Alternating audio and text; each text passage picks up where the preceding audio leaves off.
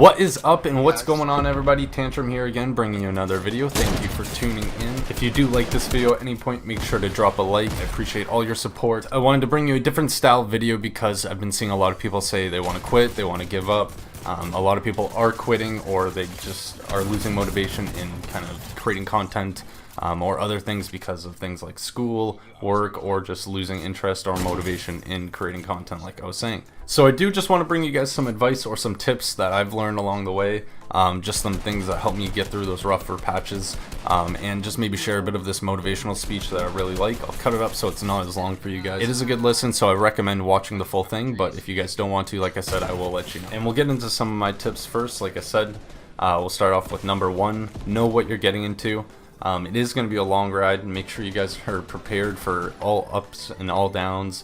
There's going to be a lot of problems, a lot of obstacles, but there's going to be a lot of good times as well.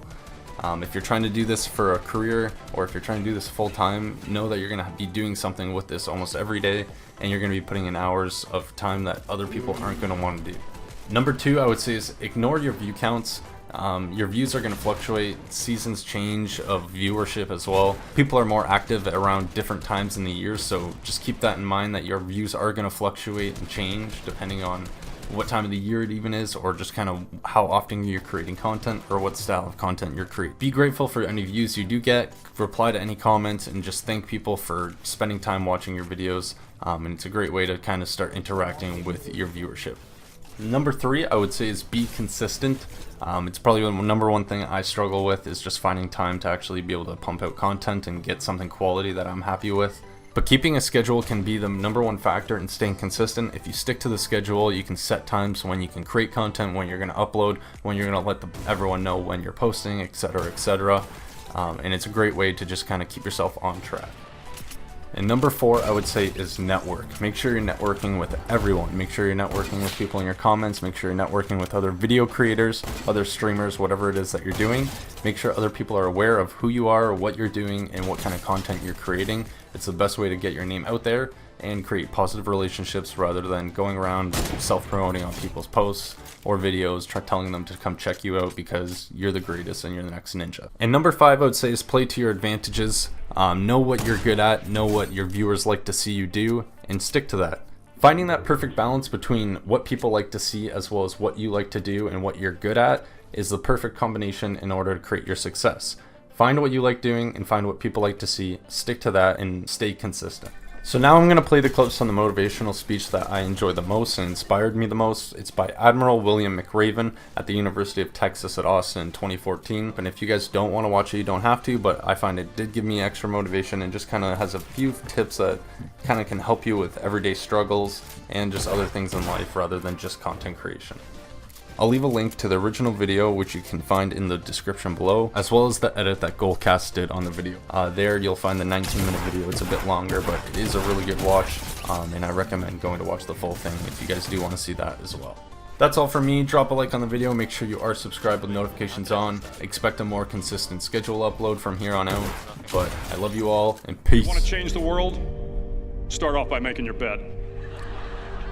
If you make your bed every morning, you will have accomplished the first task of the day. It will give you a small sense of pride, and it will encourage you to do another task, and another, and another. And by the end of the day, that one task completed will have turned into many tasks completed. Making your bed will also reinforce the fact that the little things in life matter. If you can't do the little things right, you'll never be able to do the big things right. And if by chance you have a miserable day, you will come home to a bed that is made, that you made. And a made bed gives you encouragement that tomorrow will be better.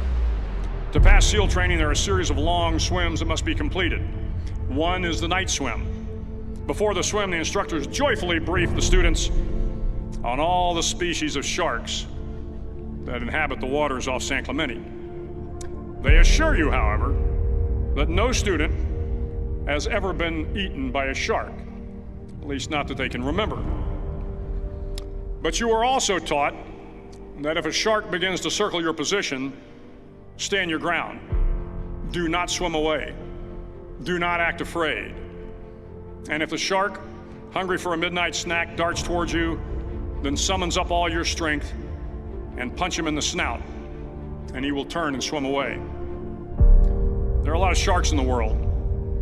If you hope to complete the swim, you will have to deal with them. So if you want to change the world, don't back down from the sharks.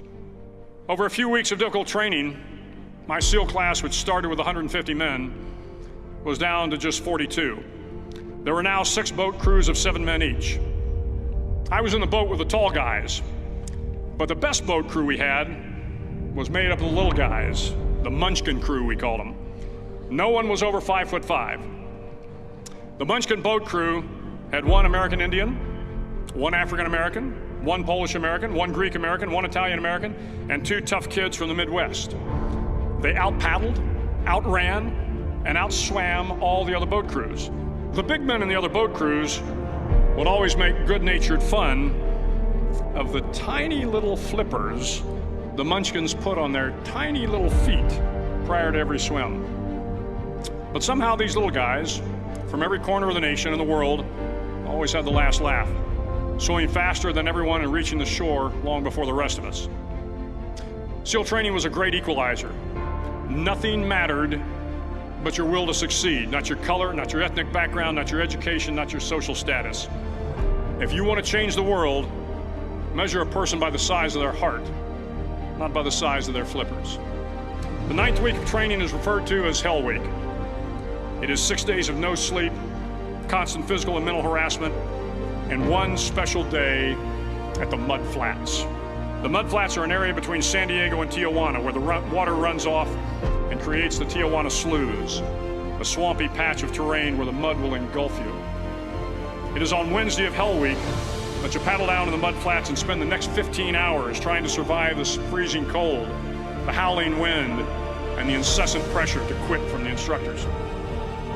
As the sun began to set that Wednesday evening, my training class, having committed some egregious infraction of the rules, was ordered into the mud.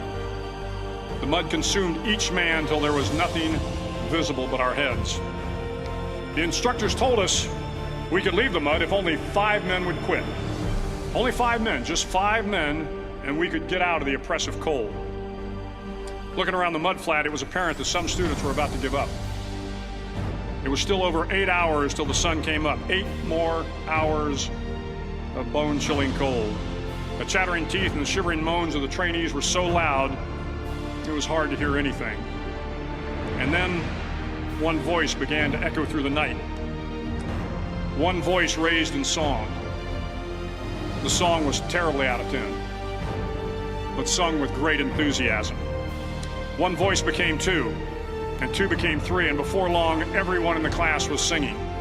The instructors threatened us with more time in the mud if we kept up the singing, but the singing persisted, and somehow the mud seemed a little warmer, and the wind a little tamer, and the dawn not so far away. If I have learned anything in my time traveling the world, it is the power of hope. The power of one person, a Washington, a Lincoln, King, Mandela, and even a young girl from Pakistan, Malala. One person can change the world by giving people hope. So if you want to change the world, start each day with a task completed. Find someone to help you through life. Respect everyone. Know that life is not fair and that you will fail often. But if you take some risks, step up when the times are the toughest, face down the bullies, lift up the downtrodden, and never ever give up. If you do these things, the next generation and the generations that follow will live in a world far better than the one we have today. And what started here will indeed have changed the world for the better.